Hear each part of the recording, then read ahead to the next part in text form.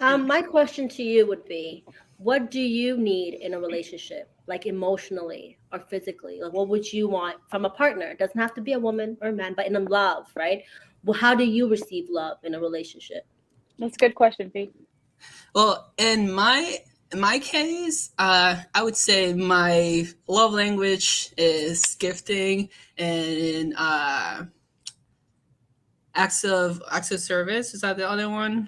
Yeah. So I would say, I like to know that somebody put effort into whatever it is. If it's a gift, I like to know that when I see the gift, that I will know that that person put effort into it, or And thought if about you. and thought about me. So even if it's um, something simple, if it's Well, something that I'm emotionally involved with it, I'm gonna love it. I feel loved when you spend time with me. I don't need gifts, though I like them, or anything else. Quality time is my thing. And so I love when my husband and I are able to spend that time together, whether it's just watching a movie or sitting and talking or going on a trip or whatever the case might be. That quality time is mhm. very special to me.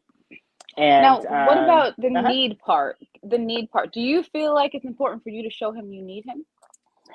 Yes, though he has learned rather quickly that I am a very independent woman and I don't necessarily need him to do anything. There's been times where I ask him a question and he takes too long to answer. It's fine, I'll do it myself. I don't need you to do it for me. But Hmm. I've, learned that he loves when I do need him.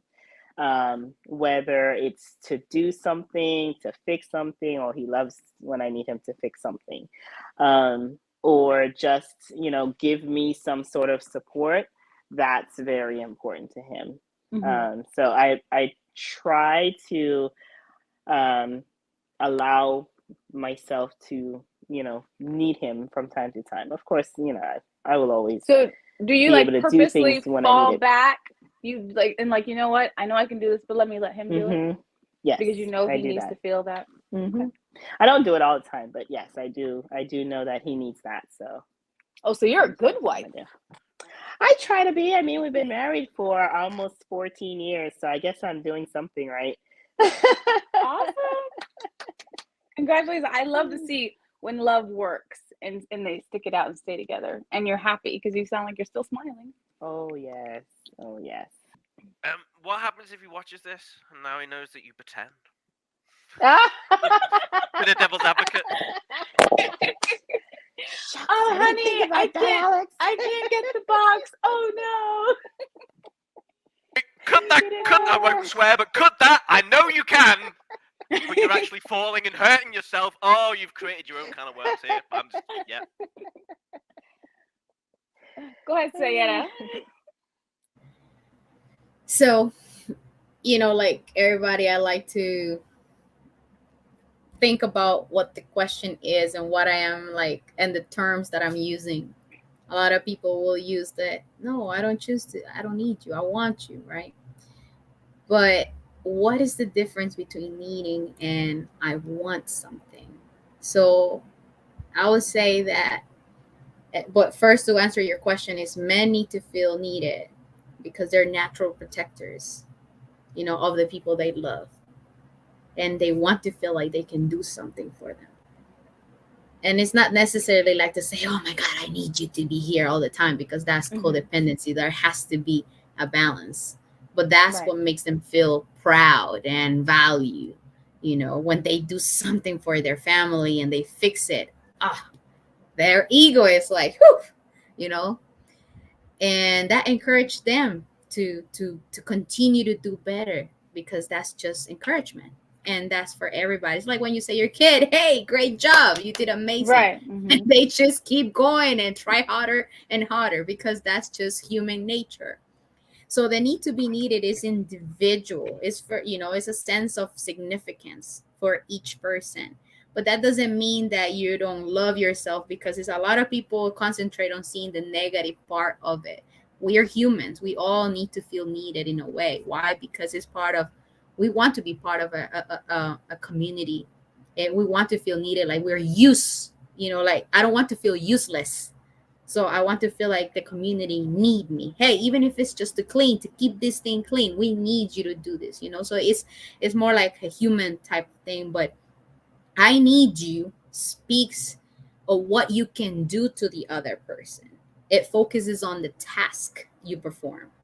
And I want you expresses the desire that you have for the person. It focuses on who you are. So I need you because, hey, if you're providing for me and you're providing for the family, we need you. And it has an expiration time. We're going to need you until you're not here.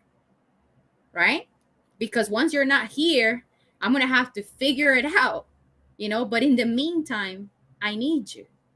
But I want you because it's you and I choose you. So it's both.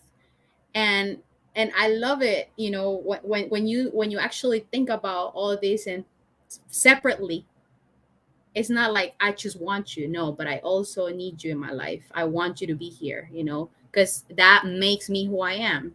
The task that I represent or my duty, it is here because it wouldn't be me if you were not here. So you have to see the positive side of it.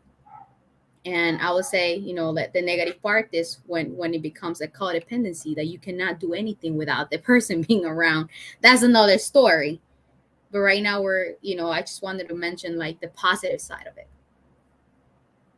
Right. It's like, it's the feeling to be, it's the purpose, right? It's the person's purpose. What's my purpose in life? My purpose is to be a mom. So once my mom, like right now, right, that's what I feel. I have to be the best mom I could be to provide for my child. But like once she starts not needing me, and then when she starts wanting me now and want to spend time with me, it's going to be even more special. Because I'm like, okay, she doesn't need me, but she wants me to be there. So you know what? Like, okay, like, You got right. it. That's what it is. That's what it is. Exactly. Right. And wanting to be desired. I think we have a lot of what we have that necessity to be desired by someone that we desire as well, right? So I think, I mean, I relate to it. So thank you, Zaira. I think it's important for us to know how everybody, each individual receive love, because we have our own idea of how we receive it. And I feel like that's where my marriage kind of like clashed. There's so many aspects to my marriage. It was like a research, it was like a PhD. Like I've learned from it, right? Right. But yeah, so I think a lot of times we focus on what we need and how we receive and how we give it. Because I'm a very affectionate person. However, the other person, my ex-husband, wasn't very that way. Very physical. He wasn't a physical person, but he'll show it like, oh, I paid the bills. That's love.